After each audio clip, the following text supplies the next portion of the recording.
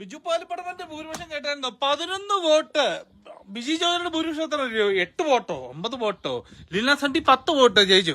എന്റെ അമ്മയുടെ ഭൂരിപക്ഷം ബ്രിട്ടീഷ് രാജു തീർത്തല്ല 195. എന്റെ അപ്പന്റെ ഭൂരിപക്ഷം എത്ര അറിയോ?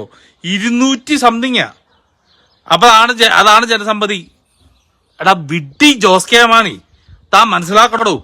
ഇതാണ് ജനസമ്മതി, കേട്ടല്ലോ? ഇതാണ് ജനസമ്മതി. അല്ലാതെ ഈ മണ്ഡലം പ്രസിഡന്റ് തെണ്ടികളെ കൊണ്ടൊക്കെ ചെവി തിന്നുന്ന തെണ്ടികൾ പറഞ്ഞ പോലെ അല്ല. യഥാർത്ഥ ആൾക്കാരെ പറയുന്നത്, യഥാർത്ഥ കേൾക്കോസ് കേൾക്കാത്ത താൻ രക്ഷപ്പെടുകയുള്ളൂ. താൻ ജയിക്കുക, തന്റെ പാർട്ടി ജയിക്കില്ല. ഇത് കൊച്ചുമാനോട് പറഞ്ഞേ, ആ മറ്റേ കുഞ്ഞുമാനുണ്ടല്ലോ, അവൻ വലിയ കുഴപ്പമില്ല കേട്ടോ, അവനെ ഇതുപോലൊക്കെ അറിയാം. അവന് മനസ്സിലാക്കുക യഥാർത്ഥ പാർട്ടിക്കാരെങ്ങനെയാന്നുള്ള കാര്യം എങ്ങനെയാന്ന്.